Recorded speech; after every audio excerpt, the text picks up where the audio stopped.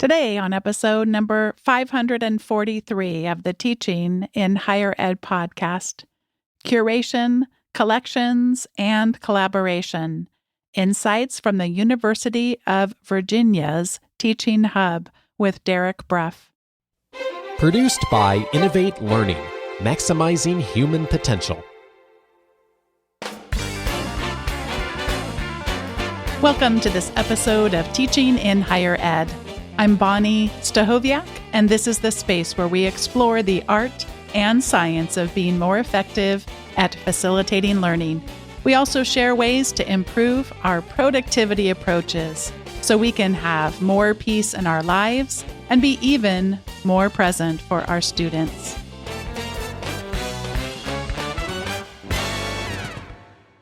I am so glad to be welcoming back to the show Derek Bruff.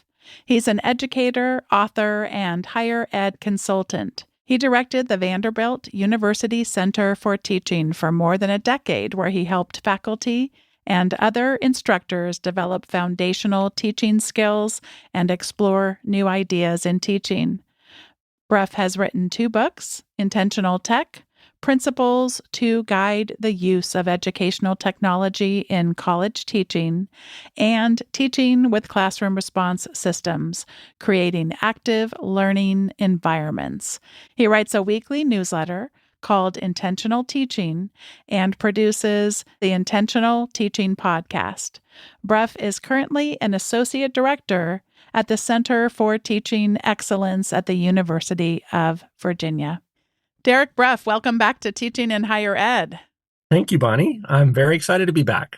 I am so happy to have you back, and it cracks me up because you've been on a number of times. I don't remember how long ago this was, but you recommended a board game about birds called Wingspan. This was a long time ago. Also, it has been recommended by other guests as well. David Clark has recommended it too. I gave it to my parents for Christmas a couple years ago, and then I bought it for myself because I came up with this talk called Bird Brains, so I got all into learning about it. You would laugh so hard. I set up the game all out. But I had so much fun putting the birdhouse together, all the pieces, looking at the startup card, and so excited like how it onboards you, and then never have played it. Like not a single time. Yes. And I heard you mention it recently, and I thought, oh gosh. And both you and I are going to maybe be seeing each other at an upcoming conference, and so I'm kind of like, I think it's not packable though. I think that's probably. I will have you know that my wife traveled to visit friends in Angola a few years ago. Oh my gosh. Which is a very hard country to get into just because of the regulations and everything. And her friends there were huge board gamers and huge bird watchers. And so they wanted her to bring a copy of Wingspan, and she did. She traveled with it all the way to Angola. But it got left behind, didn't it? So they could keep it? Well, yes. Yeah. She didn't bring the box.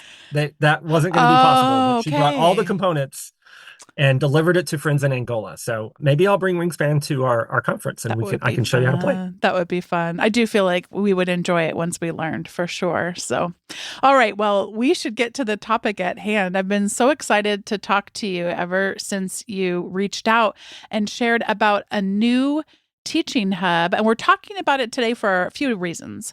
One is we're talking about it because it's a tremendous resource. So that's a really, that would be enough just as it is. But talk a little bit about the other reasons we're kind of going to be exploring this hub and lessons we might draw from it. Well, one reason is that it's up for an innovation award at the Pod Network conference, where we'll see each other. Yeah. So I'm very excited about that. Yeah. So Teaching Hub is a website designed to connect educators and educational developers to really useful resources to enhance teaching and learning. Mm-hmm. And we take a slightly different approach. Some listeners may be familiar with the Vanderbilt Center for Teaching website that I had the great fortune to oversee for many years. And there we had our staff and our grad fellows develop teaching guides on different teaching resources and kind of find the best ideas and synthesize them and kind of have links to the literature. There's so many great resources out there. Yes. Those guides that you can find them on blogs and podcasts and other teaching news websites and academic journals. There's so many great resources on teaching and learning, but it can be hard to find the ones that are going to be most useful to you. And so on Teaching Hub, we're taking a slightly different approach. We're working with a ton of curators. That's what we call them, curators, folks who have some expertise in some aspect of teaching and learning. And what they do is they curate between 3 and 8, usually around 5 or 6 resources on a particular teaching topic. And it's kind of like when you walk into a bookstore and you go to the front and there's like a staff pick, right? And they Mm-hmm. write a little recommendation about why you should read this book. That's kind of the idea, is that you'll find some really great resources on a topic along with the curator's recommendations. Like, why would you want to use this? How is this helpful? That bookshop example is such a perfect thing. That is, you literally just described it, and the experiences that I've had in preparing for today's conversations were exactly like that, exactly how that feels to do it. So much of the unexpected. I'm going to be asking you about some of the resources that have seemed to really resonate the most, and some things that we might want to go target people toward discovering. But I also, before we do that, I want to see what kinds of lessons in general we might draw from the idea of being curators ourselves. And I'll first premise this by saying I many times have attempted to share with people about how powerful having a digital bookmarking tool can be in our own tool set. The one that I happen to use is called raindrop.io, but there are, of I course. use that too Do you because you really? recommend it. I love it. Oh, okay. So raindrop.io, I mean, wonderful digital bookmarking. There are lots that are out there. What I would say people should stay away from is the bookmark that just lives only on one browser, like that it doesn't actually carry across to other systems for you. So raindrop.io has served me really, really well. I also like it, by the way, because you can both subscribe to RSS feeds to get bookmarks in there, but you also can push them back out so that if you wanted other people to be able to see every time you added a bookmark on raindrop.io from a particular collection, you could set it up so that it was public so people could actually subscribe to it. So really, really flexible. But when I describe it to people, there is often the pushback that says, "Oh, it's too much. I just Google. When I'm looking for something, I just go Google." So, Derek, what would you say in response to someone to help them see what they might be missing if it's just, well, when I'm looking for something, I just Google it, as opposed to Yeah, what tools like digital bookmarking tools can do for us in our digital lives? that's a great question. And I might maybe distinguish a little bit between the collection, Mm-hmm. like when you're bookmarking things, and I do this all the time, right? So there's a collection and then there's the curation. Mm-hmm. And I took the StrengthsFinder inventory a long time ago. I'm sure you're familiar with Yes. Oh, that. very much. And one of the strengths that it identified for me was called input. Oh, me too. And Me this too. is the idea. I bet it is. Yeah. This is the idea that you like kind of gathering up lots of information and kind of saving it up for when you're going to need it later. And it explained, when I saw that on the report, it explained a lot of my processes. This is Mm-hmm. why I follow blogs by RSS. This is why I read newsletters. This is why I subscribe to podcasts, right? This is how I use social media. I want this kind of flow of stuff coming at me. Mm-hmm. I'll pick out the things that I think I might use later that might be most interesting. And there's a challenge there in collecting those and organizing them so you can find them later. Mm-hmm. But what I find in my work at a teaching center is that I'm often talking to a faculty member who has some kind of teaching problem or challenge or opportunity in their course, and they're trying to figure something out. And the real value is when I can pull that thing out of my collection and say, have you thought about this? Or here's an example of how someone else would solve this. Or here's a really great podcast interview with someone who's trying to do the same thing that you're doing, right? That's the curation piece where it's looking at your entire collection of goodies, right? But picking out the ones that are the best or the most useful or the most germane to a particular context. And that's why I think Teaching Hub is kind of fun, because we're involving a lot of people as curators who have done that in their domain. They've collected all the great resources, and now they're curating a short list, making it a lot easier for folks to kind of get started with something. Oh, that's great. Yeah, and I think about the Google search, right? So Google AI. So now when you go to Google and you do a search, it's gonna give you a little AI summary of your top several hits, right? And this was kind of comically bad when they released it because, it's telling you to put glue on your pizza or whatever. Mm-hmm. And part of it was that the AI was doing a good job summarizing the sources. The problem was that it was picking bad sources. It was taking a satire piece on the Onion and trying to present it as if it's real news, right? And so that's, I think, the challenge with all the information we have access to, right? Whether it's the entire internet or even just our raindrop collection of stuff, right? Is how do we find the source that's really useful? How do we and curation doesn't solve that, but I think it's an ongoing challenge. And one way to address that challenge is to find other people who've done the curation, right? And to kind of let them be your guide as opposed to whatever Google's mysterious algorithms think are most relevant to what you're searching for. Yeah, that's so helpful. That's really helpful. And that when we're looking in that very moment, we can't benefit from the past sense making that we've made. I'm thinking as of our conversation this morning, someone that I have followed over years now, specifically her writing and thinking about artificial intelligence is Mahabali. Yeah. Of course, I've known her a lot longer than that. She's been on the podcast for a very long time now, but she just wrote something this morning, and she's just so good at her ongoing conversations, what she's learning, what she's thinking about. And so I can go into raindrop.ai, raindrop.io, EIEIO, and Too many then vowels. there's so many different ways that I can search. So I can search by her name. I also Yes. have things called fluencies. There's digital literacy or diglit, so I have all these different ways that I might search for it. I don't know, Derek, this might actually fit in with what you're sharing here. I like to use the vernacular H/T, which is used often in social media for those listening who may not know as a hat tip. And a H/T for me is who recommended it, and even now sometimes where. So yesterday, and I'll link to this just because I think it would be relevant to our listeners. Yesterday, I saw Josh Eiler post on LinkedIn about a post that he said was the best post to convey a certain thing. And of course, right now, I can't remember what that certain Remember thing it either. was. I saw him post that. But Yeah. it was an author named Bettina Love.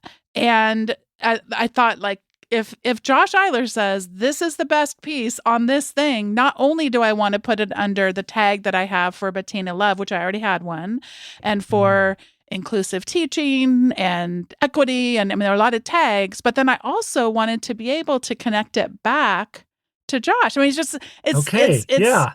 in the future when I don't remember that, it's just so nice to be able to have all of that metadata, some of which you might find in other places, but you're not going to find the metadata that, that is sense making for me specifically in that kind of a way. So that's really fun. That's really fascinating. Yeah, because I can imagine scenarios where I can't remember what I'm looking for, but I know Josh recommended it. Yes. Yeah. Right. And Yep. so tagging it that way with a hat tip helps me find that Yeah. later. And vice versa. I know there's times where I have the resource. I can't remember who told me about it. And I'd love to give them some credit and acknowledge that kind Yeah. of professional network. I do too. And you're tracking that. I love that. And I don't make a tag for it, although perhaps there's a limitation to the way I do it. I just put it in the notes, which are searchable too. So I'll do a H/T in the notes and then can find it that way. Yeah. Yeah.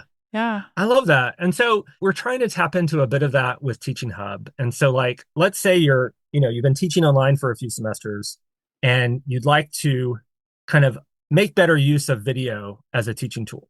There's lots of ways to get inspiration and ideas for how to do that. But one way to start would be to go to the Teaching Hub. We have a brand new collection from Tom Pantazis at Westchester University, another fellow podcaster. And it's all about creating instructional videos. And so, yes, you could rely on Google to probably bring you something useful, but why not tap into Tom's expertise? He's already selected these resources and these books and articles and walkthroughs that are super, super helpful. And so, yeah, it's that hat tip phenomenon, right? Like this is someone who might know something helpful for me, and I'm going to lean on his curation ability to help me find what I need to solve my problem. So I have browsed and I have I felt like I did my homework, but all of a sudden I'm feeling like I didn't do my homework because I don't think I realized the extent to which this is a community of curators. When you said it, I presumed community at the University of Virginia, but it sounds much more expansive than that. It is, and that is part of my role with Teaching Hub because I am somewhat new to the University of Virginia. I've only been at the teaching center there for a couple of months, but I'm not new to higher ed and these teaching and learning conversations. And so part of the reason Michael Palmer, the director there, brought me in was to help make some of these connections outside because I think the teaching hub will be a lot more powerful the more diverse voices we have in it. Because the goal is to be helpful in a lot of different teaching contexts and different contexts across higher ed. And so UVA is one of those places, right? But it's hardly typical. We have 40 curators who have contributed a collection at this point. And I think we're up to 8 of those are not UVA faculty or staff. Mm. So we did start with a lot of UVA, a lot of teaching center staff and some of the faculty that the CTE works with a lot. We've got a bunch of collections on AI in particular disciplines because that was something that we needed the last year. But increasingly, I've been reaching out through my network and other networks, right? Michael Palmer and others at the center are great at finding people. And so, yeah, we're trying to bring in a lot of outside voices as well. And so let's talk a little bit then about the one from Tom, the instructional designer from Westchester University. Tell us what we might find if we go there to help us discover a little bit more about what these different collections. Wait, is this called a collection? Is each piece is called a collection? Okay. Yeah. So the nomenclature it takes a little bit of getting used to, but yes, the thing there is a collection. Mm-hmm. Within the collection, like Tom's has, let me bring it up, 6 resources of typically different types, right? And different sources. So Tom's, for instance, he actually links to the Vanderbilt Center for Teaching because on that website, that teaching center website, there's a guide on effective educational videos. So Tom's found that one useful, so he's linking out to that. You'll see on Tom's collection a short description of that resource and then a couple of sentences from Tom about why he thinks it's helpful. Mm-hmm. He linked to a website at his teaching center, Westchester University Teaching and Learning Center, types of instructional video. So he's got a resource from his own unit that he's found helpful. He also links out to a book by someone I know you've had on the podcast, Karen Costa, 99 Tips for Creating Simple and Sustainable Educational Videos, right? And so where possible, these resources are on the open web. We try to encourage our curators to pick stuff that are kind of readily accessible. But if it is a journal article that's really valuable, but behind a paywall, we'll still document it. And maybe you have a way to get to it. We'll recommend books that we think people should investigate, even if they might have to pay for it or find some other way to access it. So it's a mix. He's got a scholarly article that he's linked to from Richard Meyer, a multimedia scholar. It's kind of a summary article of multimedia learning. And so we try to also have kind of a mix of very practical tips and tricks around the topic. What could you do? But then also try to bring in the scholarship to some degree, right? If there are kind of key articles that are worth reading or studies that have really been kind of influential in this area, we try to include some of that. And the media can vary too, right? So video, podcasts, whatever it may be. Often our curators, like Tom did, will include something of their own creation because it's usually a topic they're really invested in professionally. They know a lot, they have expertise. So often you'll see that the curator has selected something they've produced as one or two of the resources.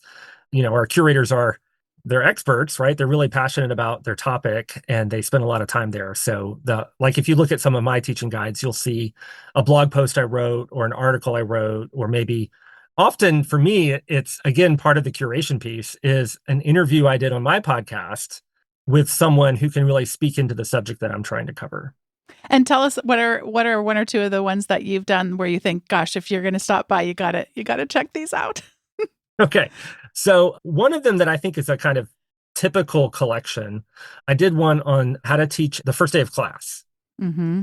And so it's maybe not the most timely topic in November, but it's coming around. It's coming, right? It's coming back around. But sooner than we know it. Right. So I've linked out to a really great article in the Chronicle by Jim Lang about how to teach a good first day of class. I linked to another teaching center, the DePaul University Teaching Commons has a great page with strategies for the first day of class. Another article about it's written for physics instructors by Stephanie Chastain, but it's got a ton of great advice for navigating that first week or so. And then I think you've had Michelle Pakonski Brock on Mm-hmm. in the past. Yeah. And I'm just in love with her liquid syllabus idea. Mm. And so I wanted to include that, right? I think that's a really useful model for how to, particularly in online class, how to do that kind of welcoming moment, even if you don't have a first day. Maybe it's an asynchronous course.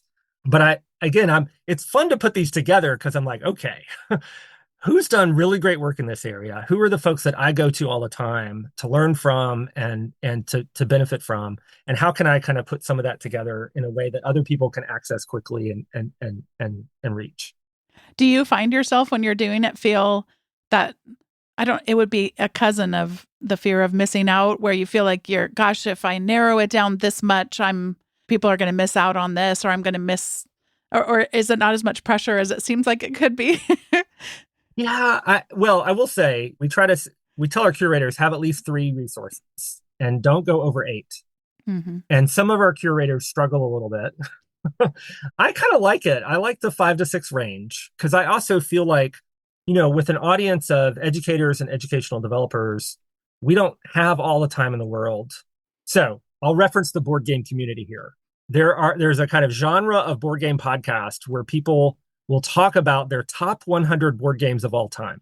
And I'm like, I don't care what board game is your 78th favorite game. Mm-hmm. Give me the top 10, right? That's the really interesting stuff. And so I think sometimes it's kind of a natural academic urge to be comprehensive, right? If we're going to do a literature review, we want to review all the literature, right? But here it really is more like these are the recommended resources. And so there's some real value in thinking about what are the 4 or 5 or 6 that I would recommend? How would they even complement each other among these resources, right? Here's a little bit of the theory. Here's some research. Here's 3 practical examples. One of them is audio or video, so you don't have to read it if you don't want to, right? Like, how can we kind of craft something that's really broadly useful? And I don't know. I think that's good work. No. Okay, so it's going to seem like it's not related. We are going to come back, but is Wingspan in your top 10? Yes, absolutely. where approximately is going to land? I won't hold you to this, but I'm probably going to put Wingspan as my number 1 favorite board game. Okay, so you're putting the good healthy pressure on me to get going with it. Okay, and then have you played Watergate, which was recommended by David Clark previously? I have not, but I've heard such good things about that. Oh, yes. Derek. Okay. So if we were going to pack a second one in our suitcases, okay. It's so good. It's so good. It is a two-player game, so 2-player only. I think you like to play more with your family and I do, but one reason Wingspan is my favorite is it's the one that my wife and I can kind of knock out after the kids are in bed and enjoy an hour together at the table. I cannot recommend Watergate highly enough, and it is so fun when we play it. You think that you're winning, and all of a sudden you are not winning, and it takes some sudden turns and is really, really fun. And you don't have to know about the history, although it does generate curiosity about the history, which I find particularly fun. Yeah. So, all right, so we're back now. Before we get to our recommendations for the official recommendations for today's episode, I'd like to ask, what could we learn when we think about our own design of courses from what you've learned through this collection and curation process? What should we be thinking about as people designing our own learning experiences? So I think I take kind of a similar approach when I think about designing my courses and the learning experiences I want my students to have. I'm just my own client, right? So I have hopefully some sense of kind of what my teaching context and challenge is. What am I trying to accomplish? And then I've got this huge collection of things I've seen, examples, ideas, teaching practices or assignments I'd like to try out one day. And so then there's a curation process for this course and these students and the time that I have. I can't do all of those things. That would be ridiculous. But what things have worked already in this course that I want to keep? What are the things that didn't quite work? And can I find something from my pool of examples and ideas that's gonna maybe kind of fit that puzzle piece?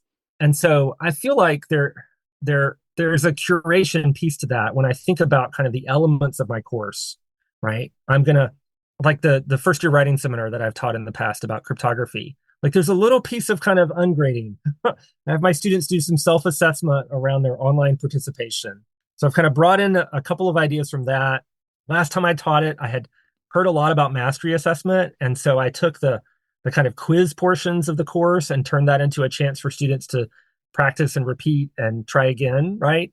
I talked to a lot of faculty about the really creative assignments that they do. And so I started thinking, what is my podcast assignment going to look like? What is the final project going to look like?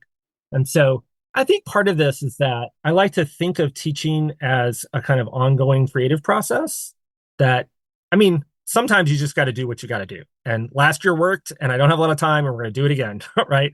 But that's also why it's nice to be able to know last year worked, and I'm going to keep that, right? But I do try to kind of tweak and change every time I teach a course and change things up a little bit. And I'm drawing on those resources that I've collected.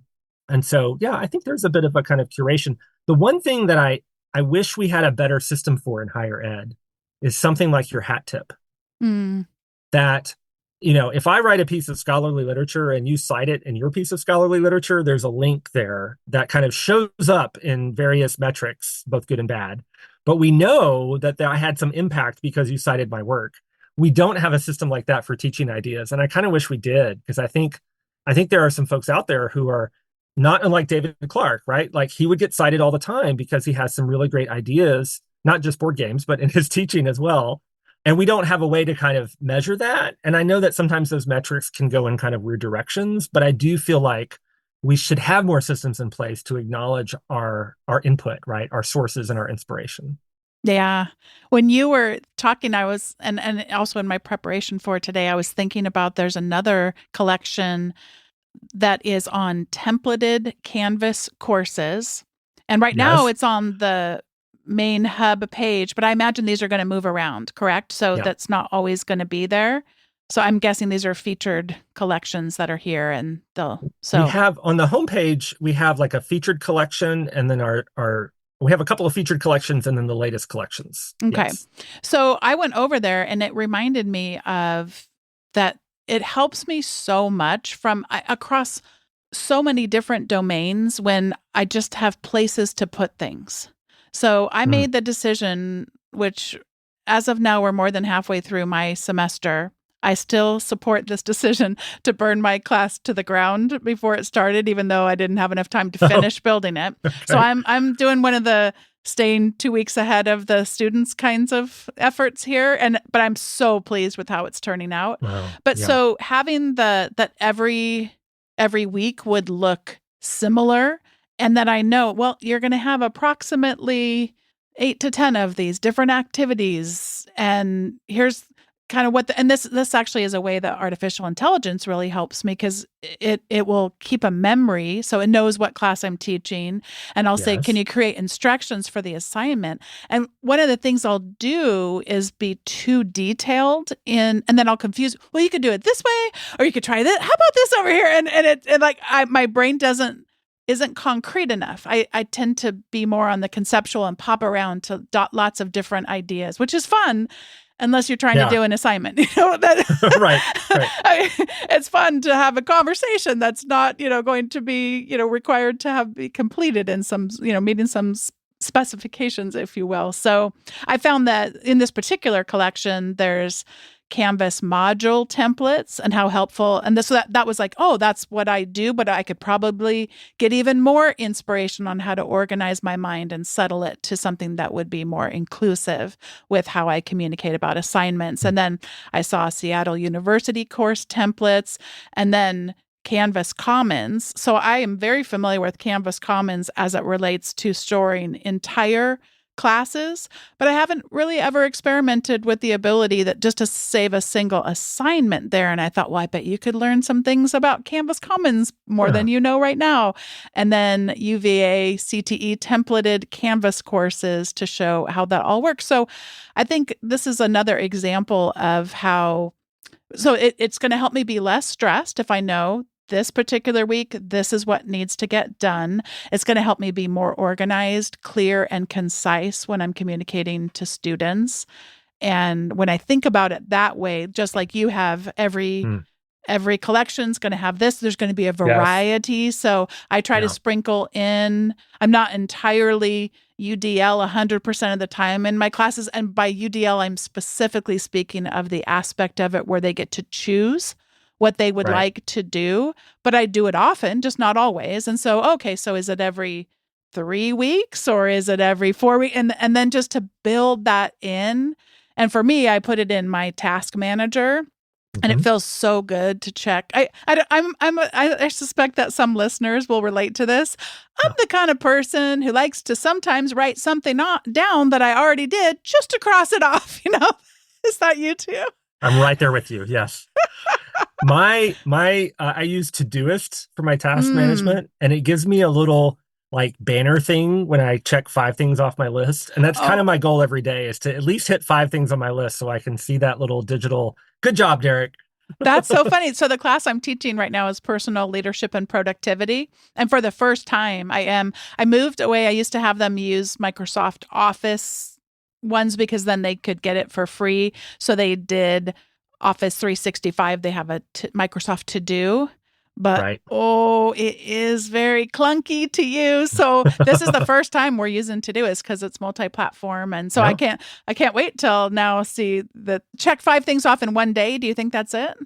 That's how mine's set up. Maybe I Okay. set that up for myself at some point. Maybe it's the default, but I know I feel a little extra productive when I've gotten 5 things done in one day. It's completely artificial, but it keeps me moving. Yeah, I love it. I love it. Well, before we get to the recommendation segment, are there any other collections that you really want us to go check out that I can link to in the show notes? Oh, great. I will note the one on templated Canvas courses is from my CTE colleague, Melissa Elgood. She Mm-hmm. works with faculty here around how to use Canvas well. And so she was a great person to put that guide together.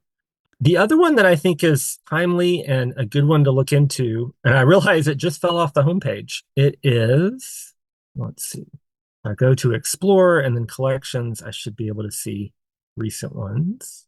Yes, Navigating the AI-Driven Writing Classroom.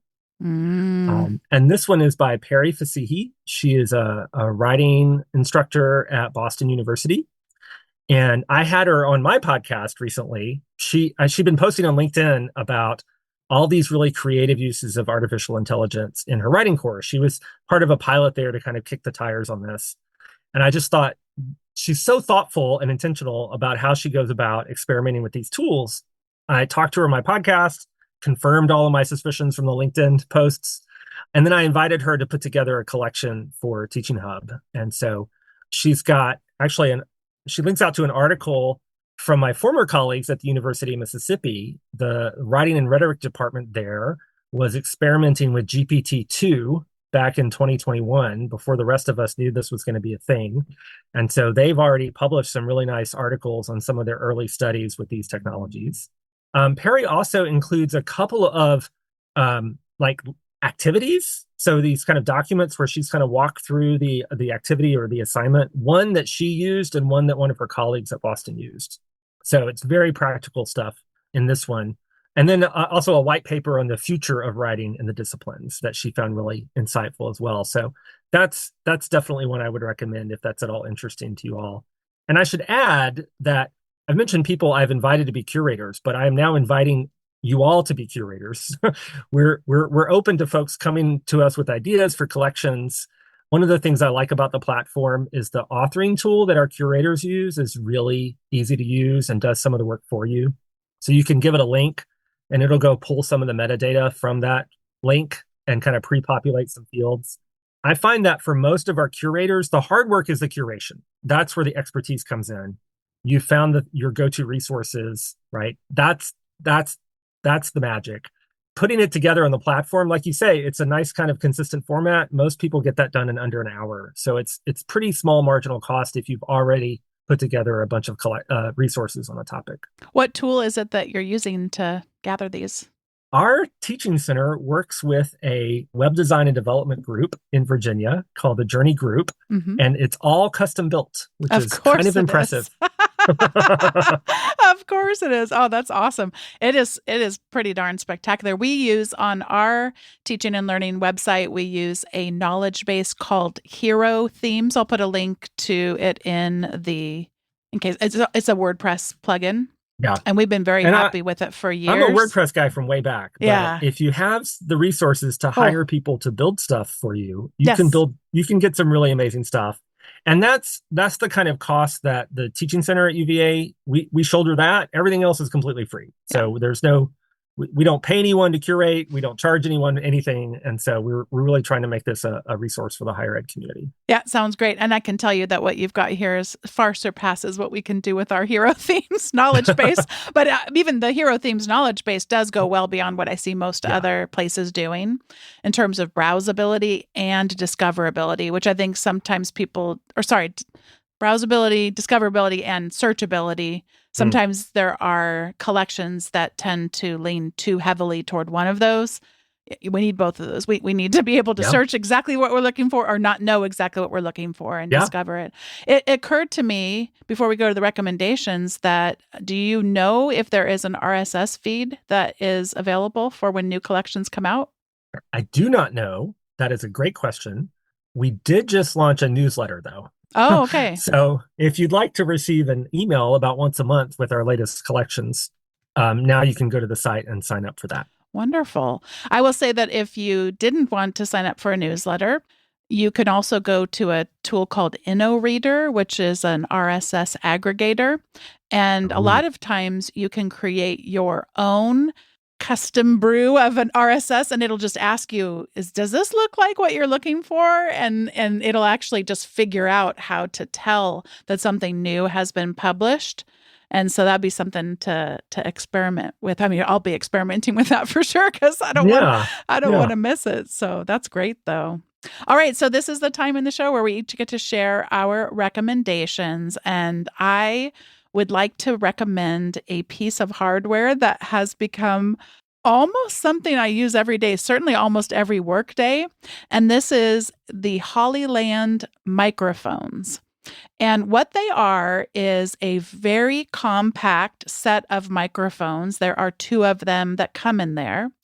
And a USB-C I always get receivers and transmitters confused with each other. But in order to have wireless microphones work, you need each of those. You need a receiver and you need a transmitter. I just forget which, if the microphone is called which is which. But they're little. They look like the size of large buttons. And I'm actually going to share my screen so that at least Derek can see my screen, what these things look like. And there's a magnet on the back side of it. Oh. So you just put the little button there. You hook the magnet to the back of it through your clothing. They're very Star Trek looking. Oh my gosh, they're so fun. They even come with little stickers. So if you didn't like the design on them, you could put a sticker, although I don't know why you would, but they're really nice. They look thicker than a button, but probably about the same size. About the same size, yes, and they are thicker. And then they're so easy. So I use this both every single time now I get on a Zoom, unless I'm recording a podcast. But if I'm on a Zoom just for regular meetings and teaching classes, I just plug the USB-C little hub thing into my computer. Okay. I put on the microphone because it gets far better sound than my AirPods Pro do. Okay. And then I also use it for recording videos on my iPhone.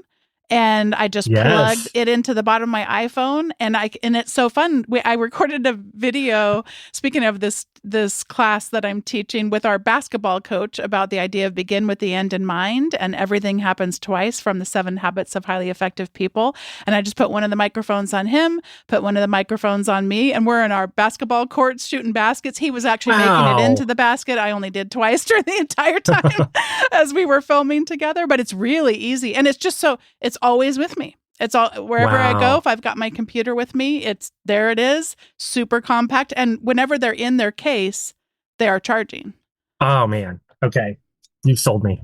Yeah, they are. I do really enough amazing. audio work that this sounds really, really helpful. Well, and Derek and I are going to be seeing each other it's a big conference. Will we see each other? I don't know. I hope so. Yeah. I hope so too. Oh, no, for sure I will, because I'm going to be at your session. So I'll wave from your session with your thousands of adoring fans. But so I'll have it with me, and I'll be, occasionally probably popping it on and doing a little bit of video check-ins throughout the conference, but it's really, really easy to use. And it just occurs to me right now that I was saying they just charge on their own. Since I've owned it, I've never actually plugged the case in, which is to say that battery lasts a long time Wow. because I haven't run out of battery yet. So yeah, really good stuff. Really, really good stuff. Cannot recommend them enough. So I'm excited for anybody that does videos or anybody that wants a little bit better, not professional grade like you would get from, a few $100s kind of microphone, but nice audio, way better than you're going to get from your AirPods or similar types of ear pods or what have you. Good stuff. Good stuff. So the Hollyland Lark M2 wireless lavalier microphone. And this is for iPhone, Android, and they have lots of different configurations. So you can have one if you have a camera and you wanted to hook it up to your camera connection, you could. You can get Lightning if you have a phone that has a Lightning connector, or some combination one as well. So that's my recommendation. I'm going to pass it over to Derek for whatever he'd like to recommend. All right. So I'm very excited to share. I think you're going to like this story, Bonnie. My recommendation is to treat yourself to some specialty jams from Malley Farms. Malley Farms is a small batch canning business run by Nikki Malley.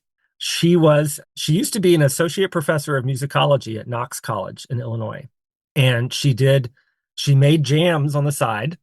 And in 2022, she left her faculty job and turned her side hustle into a full-on business. And they make the best jams. I learned about Nikki because I'm working on a new book project, which I think I mentioned to you some months back. Yeah. About kind of the teaching moments that happen in non-academic professions, like a doctor explaining a diagnosis or something. And so I put out a call on LinkedIn for the problem with this book project is I can't interview academics. Like that's my network. So I asked my network to recommend people they knew outside of academia who had a gift for teaching in whatever profession they were in.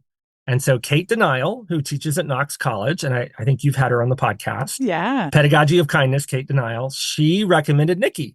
And so Nikki and I had a really great conversation about, especially the teaching she does with customers who may come into she has a physical store, and customers will come in and they'll hold up some kind of gourmet food item and they'll say, so what would I do with this? Right.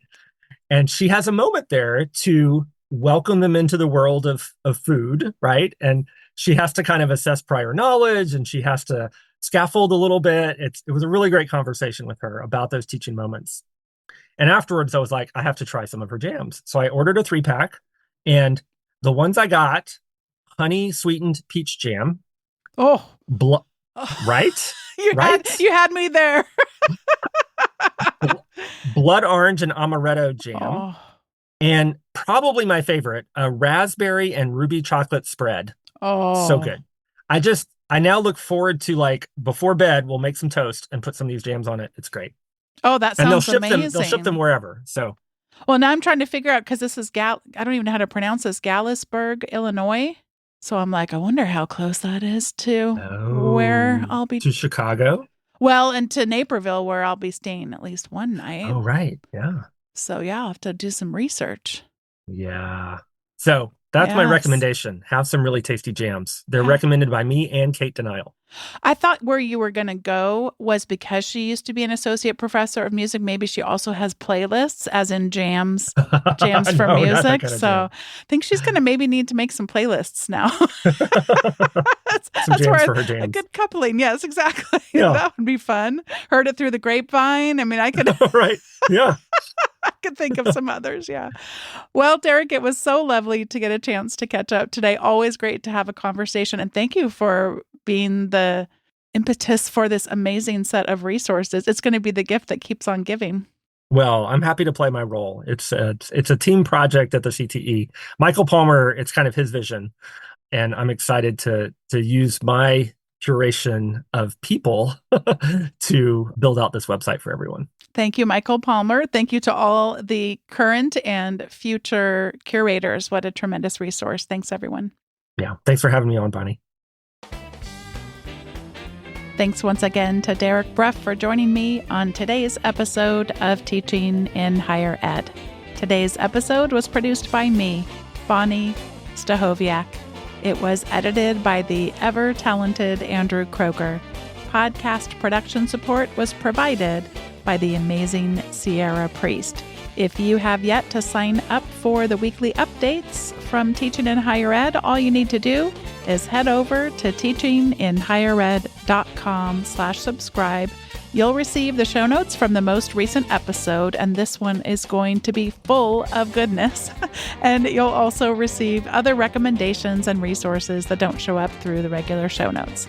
Thanks so much for listening, and I'll see you next time on Teaching in Higher Ed.